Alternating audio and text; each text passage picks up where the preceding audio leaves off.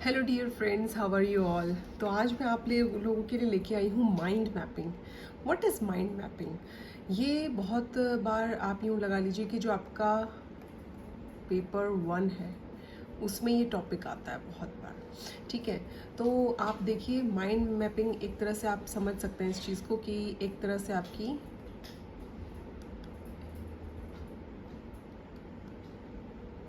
Critical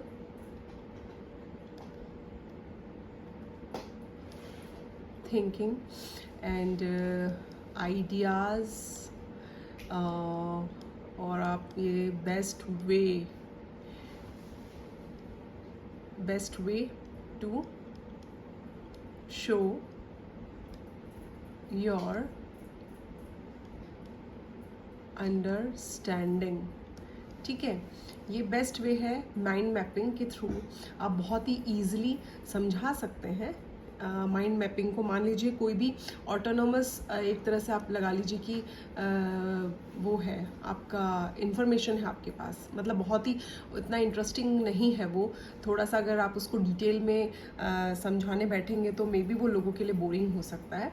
तो इसलिए जो माइंड मैपिंग है वो यूज़ किया जाता है बड़े बड़े जो बहुत डीप इंफॉर्मेशंस होती हैं और जो मास लेवल पे इंफॉर्मेशंस होती हैं उनको ईजिली अंडरस्टैंड करने के लिए। तो अब हम समझते हैं व्हाट इज़ माइंड मैपिंग। तो देखिए जो माइंड मैपिंग है ये उसका यहाँ पर आपको डेफिनेशन दिया गया है। Mind mapping was developed as an effective method of generating ideas. ये इसका कीवर्ड है, generating ideas by association in order to create a mind map. यानी किसी भी इंफॉर्मेशन का माइंड मैप, यानी उसका एक तरह से आप उसको यूँ लगा सकते हैं कि एक किसी भी मान लीजिए कोई सब्जेक्ट है, ठीक है, उसकी सेंट्रल थीम क्या है वो आप माइंड मैप के थ्रू पता कर सकते हैं। इसमें आपको बहुत डिटेल में जाने की ज़रूरत नहीं पड़ती। माइंड मैप में आप छोटे से पोर्शन से ही अंडरस्टैंड कर सकते हैं कि उस पूरे के पूरे प्रोजेक्ट का या फिर उस पूरे के पूरे आइडिया का क्या थीम है मेन। ठीक है, start in the middle of the page with the central theme, main idea, and from the point you work outward in all direction to create a growing diagram composed of keywords। देखिए ये best वे है कि आप एक तरह से जो keywords है ना उनके थ्रू, कीवर्ड्स के थ्रू आप आइडिया लगा सकते हैं। कीवर्ड्स, फ्रेजेस, कॉन्सेप्ट्स को यूज़ करके, फैक्ट्स एंड फिगर्स को शो करके। होता है ना कि कई बार आप लोग मान लीजिए रिसर्च डिपार्टमेंट से ले सकते हैं। मान लीजिए आप किसी टॉपिक पर रिसर्च कर रहे हैं और अगर आप उसमें पाई चार्ट के थ्रू अपना डेटा शो करते हैं, मान लीजिए आप इस तरह से पाई चार्ट के थ्रू, मान लीजिए 5% है, ये 10% हो गया, इस तरह से आप अगर किसी को भी अपना डेटा शो करते हैं तो वो ज़्यादा इंटरेस्टिंग लगता है ना, वो बोरिंग नहीं होता। तो माइंड मैपिंग बेसिकली क्या है, आपके टॉपिक को इंटरेस्टिंग बनाता है। It can be used for assignments and essay writing. ये एसे राइटिंग में और असाइनमेंट बनाने के लिए, यानी बहुत ही अट्रैक्टिव असाइनमेंट बनाने के लिए भी इसको यूज़ होता है। Ideal strategy to use for thinking mind mapping, यानी एक तरह से मेनली क्या है कि आप कितना डीपली किसी चीज़ को अंडरस्टैंड करके और बहुत ही कम वर्ड्स में और बहुत ही शॉर्ट वे में अपने आइडियाज़ को शो कर सकते हैं लोगों को, और किस तरह से आप विजुअलाइज कर सकते हैं चीज़ों को, यानी आप अच्छे से प्रदर्शित कर सकते हैं। Organising, note making, note taking, problem solving and decision making, revising, ये सब हेल्पफुल होता है किसमें, माइंड मैपिंग के थ्रू। नेक्स्ट देखिए हमारी जो स्लाइड है उससे आप समझ सकते हैं। This is not very visible but it's okay, I can explain you what does a mind map looks. देखिए माइंड मैप इस तरह का होता है, जो मेन आइडिया है ना, यहाँ पे लिखा है मेन आइडिया, वो आपके सेंटर में रहेगा। यानी आपका जो भी प्रोजेक्ट है, आपका जो भी असाइनमेंट है, उसका मेन टॉपिक क्या है, तो उसको मेन सेंटर में लेके फिर उससे रिलेटेड क्या क्या प्रॉब्लम्स हैं, क्या क्या आप न्यू आइडियाज़ दे सकते हैं, किस तरह से आप प्रॉब्लम को सॉल्व कर सकते हैं, किस तरह से आप उसको इनोवेट कर सकते हैं, तो वो सब चीज़ें यहाँ पे आएंगी। और सेंटर में क्या आएगा, आपका मेन आइडिया। तो देखिए मेन आइडिया में क्या है, हु, कि क्या किस चीज़ पे आप काम कर रहे हैं, व्हाट, आगे आप क्या करना चाहते हैं, वेयर आप कहाँ से डेटा कलेक्ट करेंगे, एक तरह से ऐसे ले सकते हैं हम इसको, व्हेन कब तक करेंगे, कब तक ये चीज़ें कंप्लीट हो जाएंगी, हाउ आपका जो मेथड है, हाउ में क्या आ जाएगा आपका मेथड, कि आपका मेथड क्या होगा, एंड वाई, ये सबसे इंपॉर्टेंट होता है वाई, कि आप ऐसा करना क्यों चाहते हैं। मान लीजिए अगर आपकी स्टडी का कोई ऑब्जेक्टिव ही नहीं है, उसका कोई रीज़न ही नहीं है उसको करने का, तो फिर वो इतना वैल्यू नहीं करेगा। जब सोसाइटी में किसी तरह की कोई प्रॉब्लम है और उसको आप सॉल्व करना चाहते हैं, यानी वहाँ पर एक रीज़न मिल जाता है आपको वाई, कि आपने ऐसा क्यों किया, क्यों आप ये स्टडी कर रहे हैं, है ना। तो वो हेल्पफुल होता है किसके थ्रू, माइंड मैपिंग के थ्रू। देखिए ये बहुत ही कलरफुल, बड़ा बहुत ही प्यारा सा पिक्चर है आपके सामने, स्ट्रैटेजीज फॉर टेकिंग एक्शन। यानी देखिए इसमें क्या है, आप गोल सेटिंग करेंगे, ये देखिए यहाँ पे आपको दिख रहा होगा, ये गोल सेटिंग करेंगे, राइट डाउन्स गोल, अपने गोल्स को लिख कर रखेंगे आप, है ना, पॉइंट्स में इस तरह से, ताकि आप जैसे जैसे आप गोल अचीव करते जाएं आप उनको चेक मार्क्स देते जाएं। देन फिर आप क्या करेंगे, मेजरेबल हो, अचीवेबल हो, आप देखेंगे कि ये पॉजिटिव रिस्पॉन्स एक तरह से लेकर आए सोसाइटी में। अगर हम आपका कोई ऐसा टॉपिक है जो सोसाइटी बेस्ड है ना, सेंट्रल आइडिया है सोसाइटी का, तो वो चीज़ें आप देखेंगे इसमें।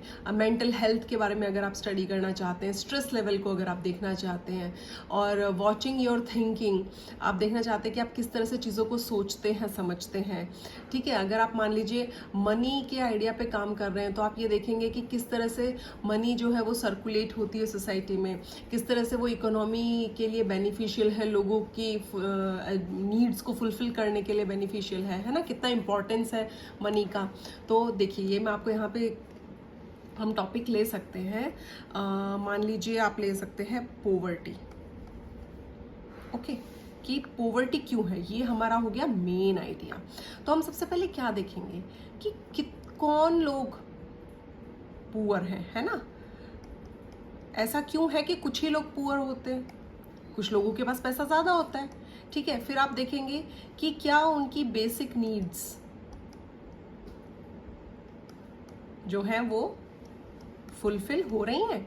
आप ये देखेंगे कि क्या उनकी जो बेसिक नीड्स हैं वो फुलफिल हो रही हैं। फिर आप देखेंगे कि पुअर हैं तो क्या वो लोग काम नहीं कर रहे हैं, दे आर नॉट वर्किंग, क्या वो इसलिए पुअर हैं कि वो काम नहीं कर रहे। और हम देखेंगे इसमें how much opportunities they have, उनके पास, उनको कितनी, अगर अदर्स के कंपेयर, अदर लोगों से आप कंपेयर करते हैं तो आप देखेंगे कि अदर लोगों के कंपैरिजन में उनको कितनी अपॉर्चुनिटीज़ मिल रही हैं, क्या उन्हें अपॉर्चुनिटीज़ मिल रही हैं कि वो अपनी गरीबी को दूर कर सके और अर्न कर सके लाइफ में, ठीक है। फिर हमें पोवर्टी में बहुत इंपॉर्टेंट है, हम ये देखेंगे कि लोग कितने एजुकेटेड हैं, क्या उनके पास एजुकेशन है, क्या वो लोग एजुकेटेड हैं, क्योंकि एक एजुकेटेड इंसान कहीं ना कहीं जाके सक्सेसफुल हो ही जाता है, एटलीस्ट जितना तो हो जाता है कि वो एक तरह से इंडिपेंडेंट बन सके, है ना। तो हम इसको, my pen, actually I am not very friendly with the technology, so I am struggling, but I am trying to do best कि किस तरह से नई नई चीज़ों को हम यूज़ कर सकते हैं। तो पोवर्टी क्या है, कि पोवर्टी को देखिए हमने देखा कि क्यों पुअर हैं वो लोग, उनकी बेसिक नीड्स फुलफिल होती हैं नहीं, दे आर, क्या वो वर्किंग, उनके पास काम नहीं है करने को इसलिए पुअर हैं, क्या उन्हें कितनी अपॉर्चुनिटीज़ मिलती हैं लाइफ में, उन लोगों के पास एजुकेशन, उनका सिस्टम कैसा है, उनके पास एजुकेशन है या नहीं है, बेसिक जो प्राइमरी सेकेंडरी जो एजुकेशन है।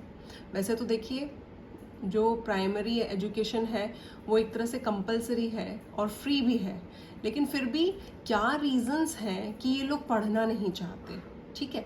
और वो इंडिपेंडेंट कैसे होंगे, वैसी बात है, एजुकेशन लेंगे तभी जाके वो इंडिपेंडेंट हो पाएंगे, तभी जाके वो स्किलफुल हो पाएंगे। फिर हम ये देखेंगे कि जैसे बहुत सारे स्किल इंडिया जैसे बहुत सारे जो प्रोजेक्ट्स हैं इंडिया में चल रहे हैं, तो क्या ये प्रोजेक्ट्स हेल्पफुल है या नहीं है इनकी पॉवर्टी को कम करने के लिए। तो ये क्या है, ये एक है आपका बेसिकली माइंड मैप, ठीक है। इसी को हम बोलते हैं माइंड मैपिंग, ठीक है, जो हमें हेल्प करता है कि एक सेंट्रल आइडिया लेके उससे रिलेटेड चीज़ों को आप देखते हैं, ठीक है, कि क्या क्या उससे रिलेटेड पॉइंट्स हैं, किस तरह से उन पॉइंट्स को फुलफिल किया जा सकता है। और आपको ये माइंड मैपिंग जो है एक ब्रॉड चीज़ के बारे में एक बहुत ही कम समय में और शॉर्ट आइडिया एक तरह से आपको देता है कि ये चीज़ है क्या। देखिए, what are the benefits of, अब हम यहाँ देखेंगे what are the benefits of mind mapping. ये माइंड मैपिंग जो यूज़ करते हैं लोग, उसका बेनिफिट क्या है।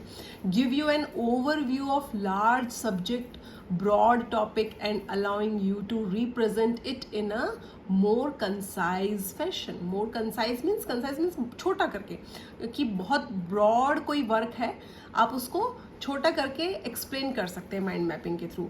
आप उसमें कीवर्ड्स यूज़ करके, फैक्ट्स यूज़ करके, फिगर्स यूज़ करके, पाई चार्ट, बार ग्राफ्स यूज़ करके अपने डेटा को शो कर सकते हैं। तो वो इसलिए माइंड मैपिंग यूज है। Encouraging you to see bigger picture and creative pathway, कि आपको एक नया न्यू लुक, एक तरह से न्यू वे नज़र आता है कि आप किस तरह से उस चीज़ के बारे में सोच सकते हैं आगे।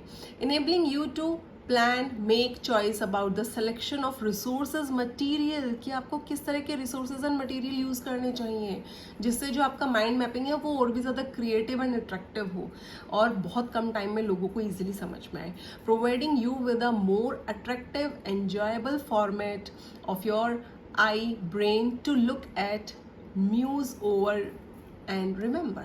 देखिए, इस लाइन का क्या मतलब है कि कोई भी चीज़ है, मान लीजिए भी मैंने आपको ये थियोरेटिकल पार्ट दिया, लेकिन आप देखेंगे अगर इससे ऊपर की स्लाइड तो ये ज़्यादा इंटरेस्टिंग है, आपको ये ज़्यादा टाइम तक याद रहेगी as compare to the last one. जो पहले जो एक तरह से आप देखिए थियोरेटिकल पार्ट होता है, उसको पढ़ना एक तरह से थोड़ा सा बोरिंग लगता है ना। अगर हमारे पास ये पिक्चर है, हम इसको ज़्यादा अच्छे से समझ पाएंगे, ज़्यादा अच्छे से लर्न कर पाएंगे, हम कीवर्ड्स के थ्रू याद रख सकते हैं चीज़ों को। तो ये जो स्लाइड है ना, ये वाली, ये जो पिक्चर है, this is more helpful and remembering things. तो ये है माइंड मैपिंग। तो this is all about mind mapping. I hope आप लोगों को ये कॉन्सेप्ट समझ में आया होगा, क्योंकि माइंड मैपिंग से बहुत बार घुमा फिरा के पेपर 1 के क्वेश्चंस बनते हैं कि व्हाट इज़ माइंड मैपिंग, इसमें किस तरह की चीज़ें यूज़ होती हैं, क्यों ये यूज़ होता है, क्या इसके बेनिफिट्स हैं। तो this is all about mind mapping. Thank you, bye bye, take care.